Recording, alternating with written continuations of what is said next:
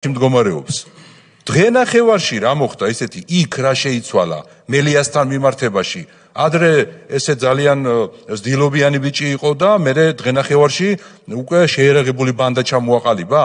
ეს აი კითხვა ეს არის. რა შეიცვალა იმის მერე? გეუბნებით. აი პირველი კითხვა ეს არის. კი ბატონო. ესე იგი, მეგობრებო, გაითვალისწინეთ.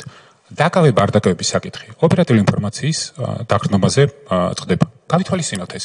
აქ არ ყოფილა რაღაცა რადიკალურად შეცვალა. არა, რა თქმა უნდა, არც ის დაპირება არ ყოფილა, რომ ხვალ 18 საათზე დავაკავებთ მელიას. მოუხსენით ეს და დაპირება იყოს, რომ დავაკავებთ. დღეს ხვალზე ხო ასე იყო. აბა სხვა საკითხი კი არ ყოფილა, ხოლმე თანხმებით.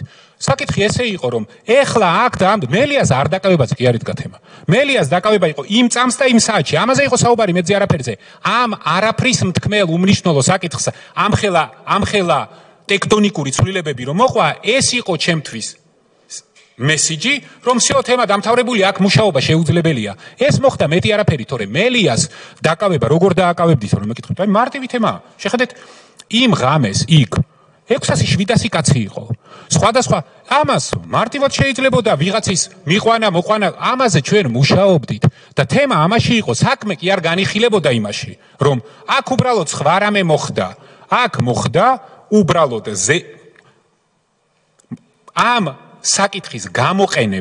ამ საკითხის გამოყენება იმისთვის, რომ პოლიტიკურად რაღაც სხვა რაღაცები დაალაგებულიყო. ეს იყო და ეს მეტი არაფერი. ამიტომ გეუბნებით მე, რომ მელიას დაკავება საერთოდ თემა არ არის.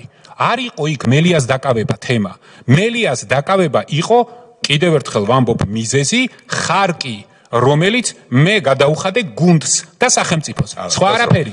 მაგაზე მე გეტყვით კიდევ ერთხელ ვიმეორებ, მაგრამ მე მაინტერესებს დაკავება არ დაკავება არ იყო რას ნიშნავს სახელმწიფოში რა ხარკი რა ღალა რაებზე ლაპარაკობ საერთოდ გავგიჟდი კითხვებით ძალიან კარგად მივდივართ რას ნიშნავს მელიას დაკავება არაფერს ნიშნავს სახელმწიფოში ნომერი პირველი პრობლემა იდგა ეს სახელმწიფოში იყო ნომერი